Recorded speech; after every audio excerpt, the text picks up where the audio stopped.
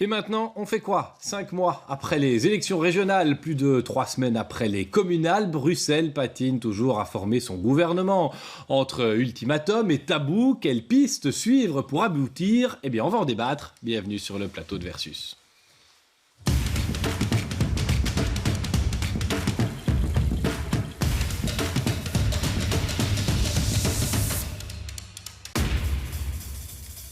Et pour cela, j'accueille notamment Charles Piquet, bonjour, ancien ministre président bruxellois, président du Parlement bruxellois en votre temps, grande expérience de la politique de la capitale et de ses rouages. Caroline Séguesser, bonjour, vous êtes politologue au CRISP, vous connaissez évidemment très bien l'actualité et la politique régionale, de même que Steven Van Gaars, bonjour à vous aussi, vous êtes journaliste politique chez Bruce, je l'ai dit. 3 semaines depuis les élections communales, 5 mois depuis le scrutin régional. Charles Piquet, toujours pas de gouvernement. On peut dire que c'est la plus grosse crise en termes de formation de gouvernement qu'on ait connue en région bruxelloise, ou bien vous vous dites, on en a vu d'autres ? Non, on a connu des moments difficiles. Je me rappelle la deuxième législature régionale où il y a eu des tensions entre le PS et le MRFDF. Enfin, je me rappelle qu'il y a eu des moments difficiles. Je me rappelle qu'il y a eu la démission de Vicancio pour un problème de cadre chez les pompiers. Je crois que c'était pour un pompier et demi dans le cadre linguistique. Mais ça, on n'a jamais connu. Mais je dirais qu'à ces problèmes dont on va reparler, de relations entre les partenaires potentiels, il faut ajouter quelque chose qui est essentiel aujourd'hui pour moi. C'est d'abord de finir un travail qui est entamé, qui est celui du diagnostic très précis sur la situation financière de Bruxelles. En fait, pour avoir la région bruxelloise, il nous fallait 3 choses. Il nous fallait l'appui des Wallons, pour avoir quand même les modifications constitutionnelles, législatives, etc. Il nous fallait aussi, évidemment, une gestion, prouver qu'on était capable d'assurer une gestion saine. Et les problèmes financiers d'aujourd'hui, ça nous affaiblit quand même très fort. Et puis, il fallait assurer la paix communautaire. Rappelez-vous, c'était le grand pari. Il ne fallait pas se disputer. Et donc, à part quelques broutilles, on peut dire qu'on n'était pas revenu à réussir ces 3 objectifs-là. Alors, aujourd'hui, vient en plus s'ajouter, plus qu'avant, les contacts difficiles et les discussions arides en ce qui concerne les fonctions communales. Donc, voilà, et j'ai envie de dire que ça fait un encombrement quand même de pas mal de problèmes. Steven Van Gaars, les élections communales, c'était écrit en fait que tant qu'elles n'auraient pas lieu, on n'aurait pas de gouvernement à Bruxelles. Ça se disait déjà hors micro. Oui, et ce qu'on voit maintenant, c'est qu'après les élections communales, ce n'est pas devenu plus simple. On voit toujours des tensions, on voit même presque plus de tensions entre MR et PS. Donc ça n'a pas résolu les choses. Et ça m'a étonné parce qu'on s'est dit, oui, après les élections communales, il y a une période de 5 ans, il n'y a pas d'élection. Donc c'est une période plus facile pour négocier, mais apparemment, ça ne rend pas les choses plus faciles. Caroline Séguesser, ce que Steven Van Gaars nous dit ici, c'est qu'en fait, il y a... Tout le monde a une bonne raison de ne pas vouloir y aller. Soit c'est qu'il fait un calcul politique, puis les relations entre les partis aussi. On est dans une espèce de brouillard où on a l'impression qu'on se colle toujours à quelqu'un. Oui, alors je crois que les élections communales, ça a été un alibi, peut-être un peu commode pour certains négociateurs, pour dire on s'en verra après le scrutin.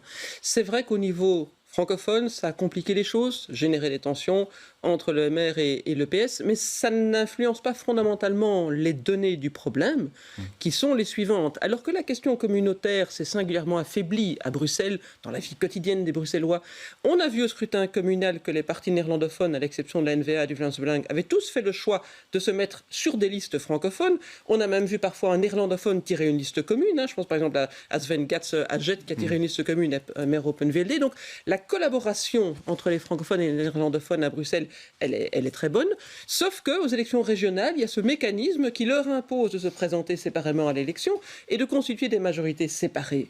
Et qu'est-ce qu'on a vu ? Du côté francophone, on a l'EMR, les engagés, le PS qui ensemble ont quasi 2/3 des sièges francophones.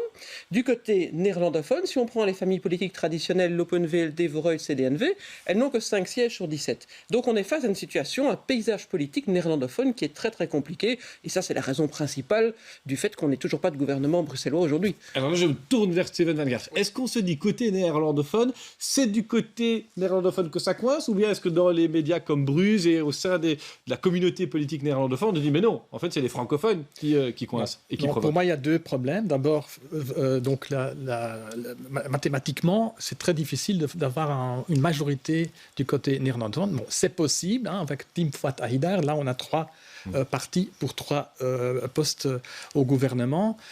Mais pour l'instant, on travaille plutôt sur une majorité avec 4 partis. Et là, c'est difficile parce qu'il y a un parti qui ne sera pas au gouvernement. Ce sera très difficile. Ça, c'est un problème. Deuxième problème pour moi, c'est la confiance entre Groen et le MR ou les francophones.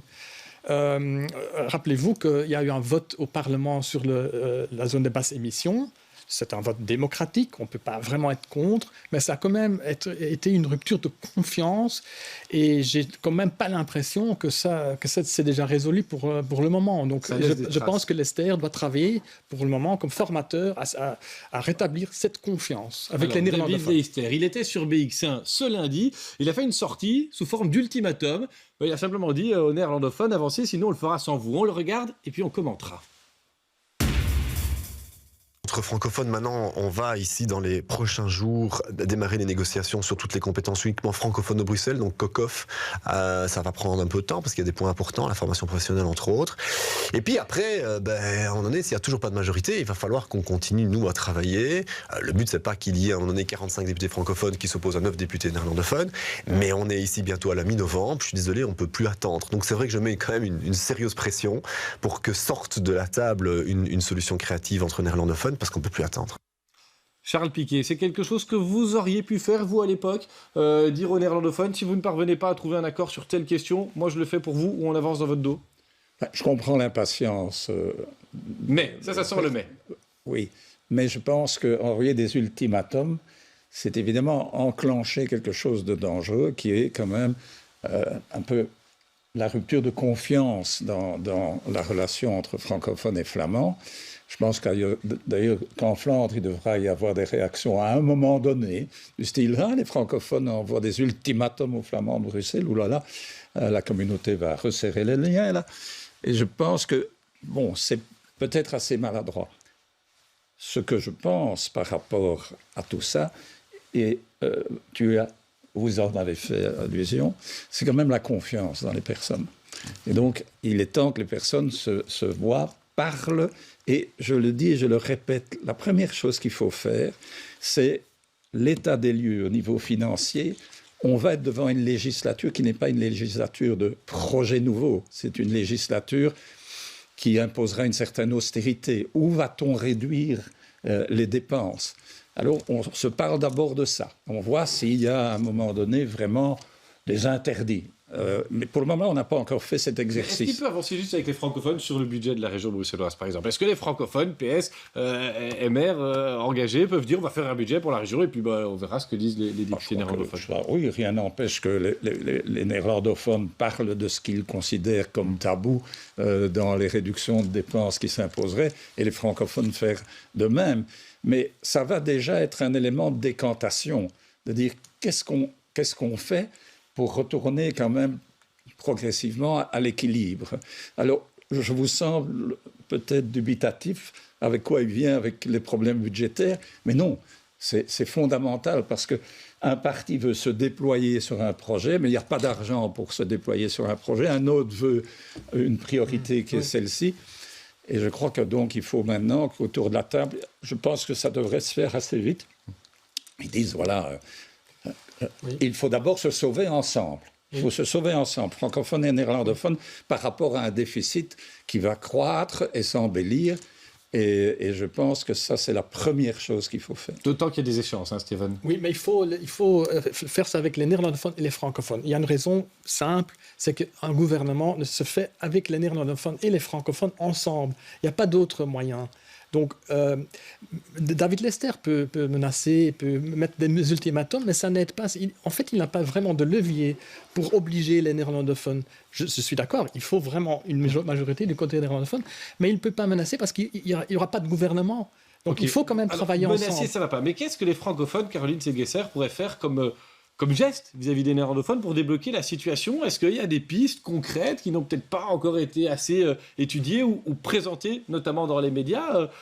Vous êtes historienne, vous connaissez bien le droit, la Constitution. À Bruxelles, voilà, le nombre de ministres, de secrétaires d'État est limité, mais est-ce qu'on peut jouer là-dessus? Oui, tout à fait. Donc les francophones peuvent faire partie de la solution du côté néerlandophone.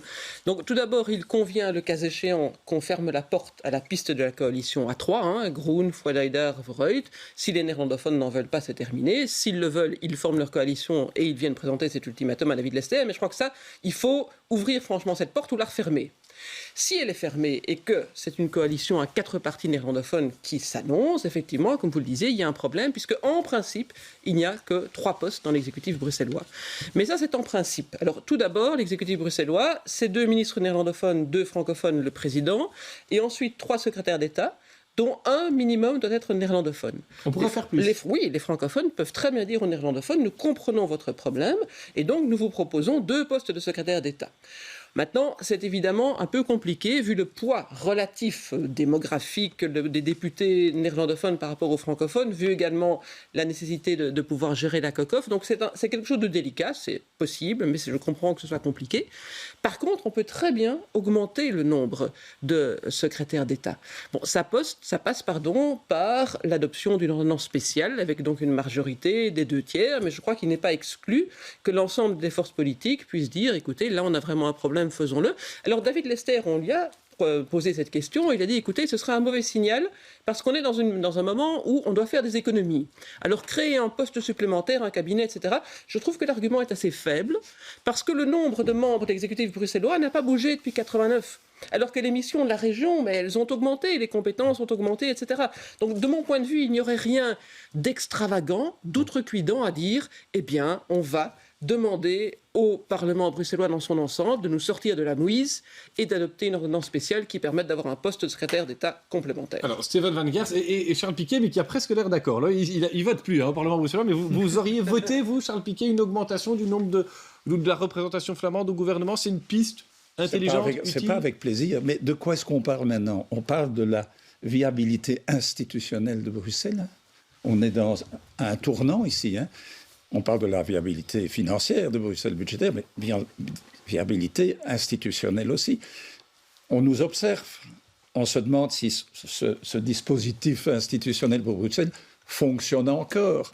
Alors, s'il faut inventer quelque chose qui coûte un peu, mais qui, par contre, permet de gérer Bruxelles et donc de servir la population bruxelloise, je suis d'accord. La paix communautaire est la clé de la survie institutionnelle de Bruxelles. Steven Van Gers. Là, c'est une bonne piste, je pense, mais je pense qu'elle est politiquement pas très crédible parce qu'il faut avoir le soutien de l'opposition. Et là, je pense que ce sera très difficile, vu aussi le contexte budgétaire, même si ça ne représente pas des millions d'euros, ça je suis d'accord, mais ça va être symboliquement très difficile de dire on augmente le nombre de ministres au gouvernement, avec le soutien de l'opposition, je pense que ce sera politiquement très difficile. Alors, il y a une autre piste qui a circulé dans la presse, c'était l'idée de remplacer un par un les ministres, d'avoir un vote au Parlement bruxellois. C'est pas comme ça que ça se passe normalement, parce que c'est un vote du gouvernement, il y a une motion, tout ça. Mais voilà, de les remplacer un par un, et puis de dire aux néerlandophones, à chaque fois, ils sont minoritaires. Est-ce que ça, ce serait considéré comme une déclaration de guerre côté néerlandophone? Et puis on demandera à Charles Piquet et Caroline Segesser ce qu'ils en pensent. Mais est-ce que cette idée de nouveau des francophones qui décideraient entre eux et puis qui formeraient leur gouvernement, voire le gouvernement tout seul? Oui, mais ce sera encore un gouvernement qui n'a pas en plein pouvoir. Ça reste un gouvernement démissionnaire. Tant qu'il n'y a pas de majorité néerlandophone, ça reste un gouvernement démissionnaire. Donc, ce n'est pas une solution, je pense. Même avis, Caroline Segesser? Oui, c'est une solution qui est praticable juridiquement, mais qui est terriblement inélégante. On peut imaginer donc le remplacement de tous les membres de l'exécutif francophone, de façon, par exemple, à ce qu'ils travaillent à un budget, qu'ils déposent ce projet d'ordonnance budgétaire, mais ça va à l'encontre totalement de la logique des institutions bruxelloises et ça ne résout pas du tout la question de la COCOM, où là, il faut impérativement avoir cette double majorité. Donc, c'est une piste à laquelle je ne crois guère. Charles Piquet, ça peut braquer, bloquer. Est-ce que, quelque part, c'est logique qu'à un moment donné, dans le fonctionnement des institutions bruxelloises, celui qui est appelé à devenir ministre-président, c'est quand même encore lui le favori, David Leister, s'occupe à ce point des discussions côté néerlandophone. Est-ce que vous aviez un regard sur la coalition côté néerlandophone quand vous formez des gouvernements à Bruxelles ? Donc je reviens sur ce qui est mon inquiétude majeure. Ouais. Ces Bruxellois ont inventé quelque chose de compliqué objectivement, mais c'était quand même la seule manière de créer la région bruxelloise. Si on touche maintenant à tout ce qui peut apparaître en Flandre, c'est comme ça, chez les Flamands de Bruxelles aussi, comme un passage en force maintenant, alors attention. J'ai relu dans mes archives les déclarations de Franken, de De Wever, bien sûr. Les déclarations, je peux en citer beaucoup. Il y a une tentation pour le moment de dire ce dispositif ne fonctionne pas, il faut co-gérer Bruxelles. Ça, c'est dit, hein, c'est dit ça. Hein, donc. Et je pense que du côté flamand, même si les Flamands de Bruxelles se montraient très pragmatiques en disant on va trouver un accord, je ne suis pas sûr du tout qu'en Flandre, on ne reviendrait pas vite au principe de 2 régions et des 2 sous-régions, par exemple. Hein. On a vu que c'est ressorti, Van der Linden était ressorti là-dessus, la ministre de l'Intérieur. Et j'ai retrouvé, dans mes archives, Luc van den Brand en 98 qui disait « ça ne marchera jamais à Bruxelles, il faut absolument lui donner à Bruxelles un sous-statut de région ». Et donc, mes amis, on en est là hein, maintenant. Et donc, moi, je ne veux pas me montrer plus dramatique qu'il ne faut, mais je pense que chacun maintenant doit vouloir sauver l'institution. Ça suppose, des compromis, et ça suppose peut-être des concessions de part et d'autre. Est-ce que ça peut être simplement les partis? On doit peut-être changer les partis. On évoquait la piste Foix-Haïdar, le PTB, hein, après tout, ils pourraient monter dans des communes en région bruxelloise. Est-ce qu'ils peuvent être une forme de solution à la région bruxelloise, Charles Piquet? Vous êtes un peu en retard de temps de parole. Le PTB, une piste de solution à Bruxelles? Ça, c'est quand même... Il va falloir expliquer hein, ça, qu'on ouvre la majorité à des gens qui se revendiquent d'une idéologie bien affirmée. Donc, c'est quand même des communistes. Hein. Moi, j'appartiens quand même à une génération qui sait ce que c'est. Hein. Bon. Deuxièmement, c'est pour le PS, c'est dire, voilà, nous ne savons plus incarner la gauche. Il faut qu'on ait maintenant quelqu'un qui nous pricle, qui nous pique dans les fesses pour qu'on soit de gauche. Ça pose quand même un certain nombre de problèmes par rapport au reste du pays aussi. Hein. C'est pas évident. Et je trouve que on est dans une situation où on est en train de parler de majorité avec le PTB sans avoir vraiment une connaissance des convergences possibles et des divergences aussi. Donc, là, vous le dites pour la région ou pour les communes? Parce que ça pourrait résonner comme pour les deux. Hein. Mais vous avez remarqué que parfois je me demande si certains ne sont pas prêts à mettre en péril la région bruxelloise pour gagner un majorat dans une commune. Hein. Oui, enfin, c'est comme ça. Vous savez, ce qui me frappe beaucoup, c'est qu'on a vu des partis qui s'unissaient pour faire une majorité à Bruxelles. Et puis, ils n'ont pas manqué de se torpiller dans les enjeux communaux. Hein? Vous comprenez ce que je veux dire hein? Ça n'aide pas à créer des liens de confiance. Caroline Séguesser, est-ce que du côté des partis politiques et du rapport de force, il y a une fenêtre pour débloquer quelque chose ou il n'y a pas vraiment d'autres options que celles qui ont été étudiées, à savoir de faire monter le CDNV en lui donnant un poste pour un seul député Il y a clairement encore les 2 options sur la table du côté néerlandophone, hein, avec la team Foix-Haïdar à 3, coalition de gauche, ou alors si on n'en veut pas, on fait une coalition à 4 et alors on demande aux francophones d'aider à trouver une solution institutionnelle pour pouvoir répondre à cette situation. Steven Van Kars, qui met un veto à la team Foix-Haïdar au gouvernement? Vraiment, il y a les micros et puis il y a ce qui se dit en dehors. Qui vraiment n'en veut pas? Mais bon, je sais que Groen n'est pas vraiment contre, hein, donc Groen veut essayer ça, essayer, hein, je n'ai pas dit qu'il y a déjà un accord, mais je pense que pour Voorhout, c'est quand même très difficile c'est un ancien de chez eux. Oui. En public, ils disent qu'ils n'ont rien contre, mais je sais que c'est quand même pas facile, mais on voit quand même maintenant que au moment où la pression monte, et que Verhofstadt va peut-être perdre un secrétaire d'État ou ne sera peut-être pas au gouvernement, que peut-être ils vont quand même faire ce choix. Mais je n'y crois pas trop, en fait. Je voudrais quand même... Je vais ajouter une chose. En plus, après, il faut venir avec cette coalition, avec Fouad Haïdar, chez les francophones. Et on sait que MR n'a pas vraiment envie, le PS n'a pas vraiment envie de faire une coalition avec Team Fouad Haïdar, et ni les engagés d'ailleurs. Charles Piquet insistait sur l'importance du budget. C'est vraiment quelque chose qui nous met des échéances, lesquelles on parle de l'Europe, on parle de l'obligation de, avant la fin de l'année, remettre quelque chose. Voilà, là-dessus, c'est quelque chose qui va nous rattraper à un moment. Oui, je pense qu'on a déjà connu une dégradation de la note. Donc, c'est des agences qui regardent les finances et ils ont déjà vu que les finances, c'est vraiment très difficile. Et au mois de mars, il y aura de nouveau donc, je pense que vraiment, s'il y a un ultimatum, c'est ça, c'est le budget. C'est quelque chose dont on tient compte, Charles Piquet, vraiment, ou bien il sert de paravent l'échéancier européen? Je regarde de nouveau vers la Flandre. Et je me dis, les Bruxellois n'ont pas su maîtriser leurs dépenses.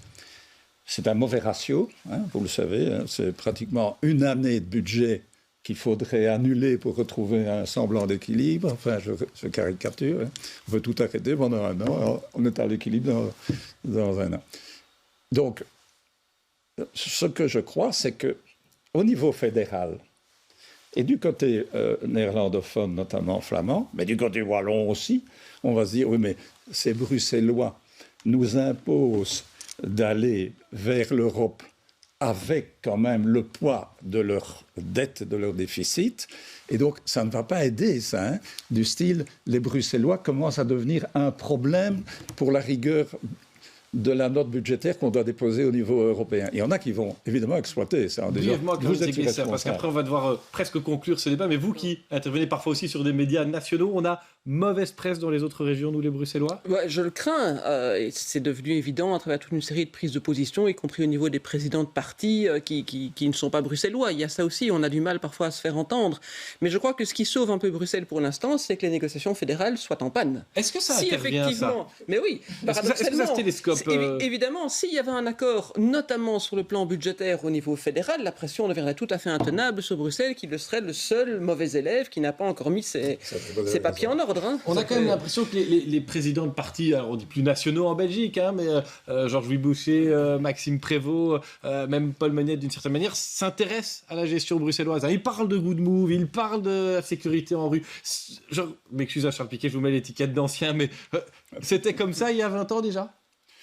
Oui, je pense, mais je crois qu'aujourd'hui, que ce soit du côté flamand comme du côté francophone, on s'intéresse quand même au sort de la capitale, à son rayonnement international, à sa vocation de capitale de l'Europe. Et moi, je vais vous dire, ce qui m'inquiète beaucoup, c'est que si je me suis engagé en politique dans ce mandat de ministre-président, enfin au niveau régional, c'était aussi parce que Bruxelles était quand même un maillon de l'unité belge.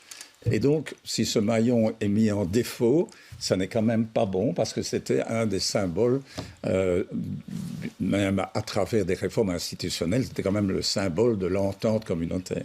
Alors, je vais vous demander si vous avez une proposition, une piste, une perspective qu'on doit plus suivre pour sortir de l'ornière à Bruxelles. Vous avez le temps d'un jingle pour la trouver.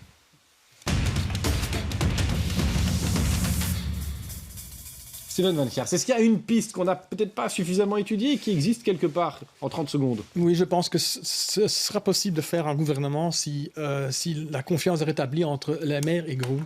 Et après, je pense que ça pourrait aller vite et que les néerlandophones vont vite trouver quand même une majorité. Charles Piquet, il y a une piste qu'on doit peut-être plus creuser, qu'on n'a pas creusé? La piste, c'est, vous allez me dire que je procède par raccourci, on se voit, on crée un climat qui est un climat de confiance, c'est pas tout de suite, mais on s'ouvre clairement à l'autre dans ses exigences, etc., se parler. En fait, le mal bruxellois pourrait être quelque part aussi le mal belge, Mais il faut quoi? Il faut un team building parce qu'ils se sont vus à la mer, dit-on. Il faut qu'ils fassent des activités, il faut qu'ils s'envoient des notes écrites. Il faut que ça soit dans une atmosphère qui est une atmosphère de sincérité. Enfin, on sait qu'en politique, ce n'est pas toujours possible de l'exiger, cette sincérité, mais je crois vraiment que ceux qui sont autour de la table aujourd'hui doivent savoir qu'ils touchent à travers Bruxelles à bien plus qu'à une région comme la Flandre ou la Wallonie. Ils touchent à ce qui est un grand symbole de la construction belge. Caroline Séguesser, il y a une piste qui n'a pas encore été évoquée. Vous avez évoqué, vous, celle d'un secrétaire d'État supplémentaire pour les Flamands. Les pistes existent. Je crois qu'il faudrait vraiment prendre conscience, et ce n'est pas au lendemain de la victoire de Trump que je vais m'abstenir de le dire, qu'il y a une véritable désaffection du public vis-à-vis du monde politique. Ici comme là-bas, il y a une grande défiance. Des mouvements comme la Team Haïda, vous diriez? Non, c'est pas ça que je veux dire. Je veux dire que le fait que cela traîne tellement pour obtenir un gouvernement, ça contribue à déconsidérer encore plus le monde politique aux yeux des citoyens. Et ça, c'est vraiment dommageable pour demain, pour après-demain, pour l'avenir. À côté de l'impératif budgétaire, il y a un impératif citoyen dont il faudrait, je crois, prendre conscience. Merci à tous les trois d'être venus échanger. Quelques propositions, sans doute les négociateurs, certainement d'ailleurs, nous ont regardé. On se retrouvera la semaine prochaine pour un nouveau Versus. Ce sera notre thème. Et de nouveau, beaucoup de questions. Belle fin de semaine sur BX1.